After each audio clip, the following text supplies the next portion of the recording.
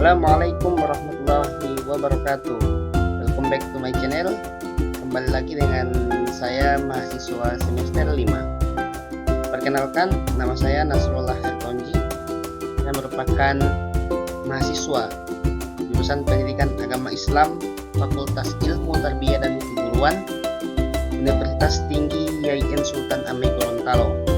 Baik teman-teman sekalian, kembali lagi di mana video kali ini saya akan mengajak teman-teman sekalian belajar tentang teknik penilaian autentik.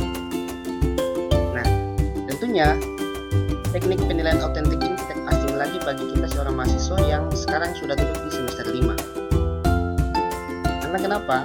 Karena teknik penilaian ini akan menjadi sebuah referensi yang sangat kita butuhkan nanti saat kita melaksanakan penelitian di sekolah. Tanpa berlama-lama, kita masuk ke materi yang pertama. Yang pertama itu ada karakteristik asesmen formatif dan sumatif. Ya, baik teman-teman, sekarang kita masuk ke bagian materi pertama, yaitu pembagian karakteristik asesmen. Jadi perlu teman-teman ketahui bersama bahwa karakteristik asesmen itu terbagi menjadi dua. Yang pertama ada formatif dan kedua sumatif. Sama-sama memiliki pengertian maupun manfaat dan kelebihan masing-masing. Yang pertama akan kita bahas yaitu formatif, ya, karakteristik asesmen formatif. Nah, asesmen formatif ini merupakan satu kesatuan terpadu dengan proses pembelajaran. Nah, jadi pertama daripada asesmen formatif itu dia sangat terpadu sekali dengan proses pembelajaran. Kemudian yang kedua melibatkan peserta didik.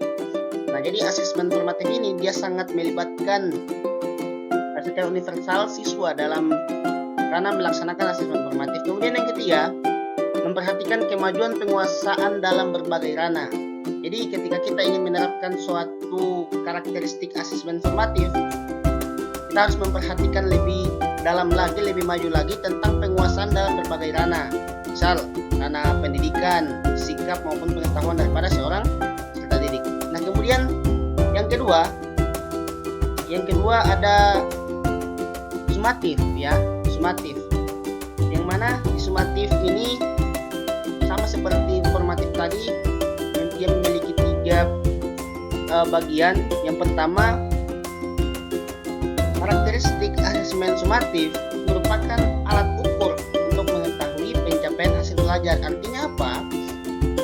Ketika seorang guru melakukan asesmen sumatif, maka sumatif ini merupakan suatu alat yang sangat bagus untuk digunakan oleh seorang guru untuk mengetahui sampai di mana hasil siswa belajar. Kemudian yang kedua,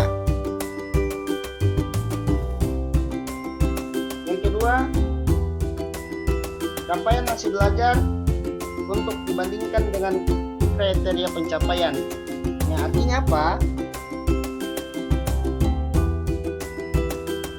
Di asesmen sumatif ini, seorang guru akan melihat capaian hasil belajar seorang siswa dan akan dibandingkan dengan kriteria siswa tersebut. Kemudian yang ketiga, itu digunakan pendidik atau satuan pendidik untuk mengevaluasi efektivitas program pembelajaran. Nah, jadi yang lebih banyak digunakan di dunia pendidikan maupun satuan pendidikan itu yaitu asesmen sumatif. Nah, sekarang kita masuk ke bagian kedua daripada penilaian autentik, yaitu prinsip asesmen. Nah, prinsip-prinsip asesmen itu terbagi menjadi berikut. Yang pertama, asesmen merupakan bagian terpadu dari proses pembelajaran. Kemudian yang kedua, asesmen dirancang dan dilakukan sesuai dengan fungsinya. Yang ketiga, asesmen dirancang secara adil, proporsional, valid, dan cepat dipercaya. Kemudian yang keempat, asesmen bersifat sederhana dan informatif. Dan yang terakhir, yaitu hasil asesmen digunakan oleh peserta didik.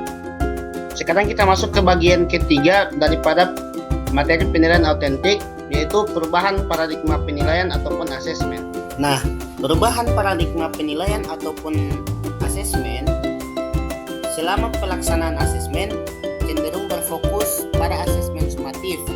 Jadi selama asesmen itu dilaksanakan, maka yang lebih cenderung digunakan itu adalah asesmen sumatif yang dijadikan acuan untuk mengisi laporan hasil belajar siswa. Namun, asesmen belum dimanfaatkan sebagai umpan balik untuk perbaikan pembelajaran.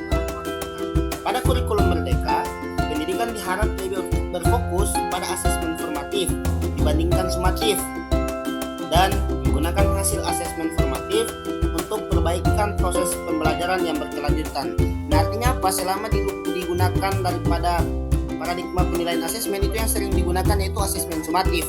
Nah, tetapi pada kurikulum Merdeka itu sudah dialihkan kepada asesmen formatif. Nah, sekarang kita masuk ke bagian terakhir daripada materi kita pada hari ini, ya, video kali ini, yang mana asesmen terbagi menjadi 3. Yang pertama, asesmen sebagai proses pembelajaran. Kemudian asesmen untuk proses pembelajaran, dan yang ketiga, asesmen pada akhir proses pembelajaran. Mungkin hanya itu yang dapat saya jelaskan ataupun dapat saya sampaikan kepada teman-teman sekalian. Semoga apa yang saya dapat sampaikan ini bisa bermanfaat untuk teman-teman ke depannya. Sekian dari saya. Wallahul muwaffiq ila aqwamit thoriq. Assalamualaikum warahmatullahi wabarakatuh.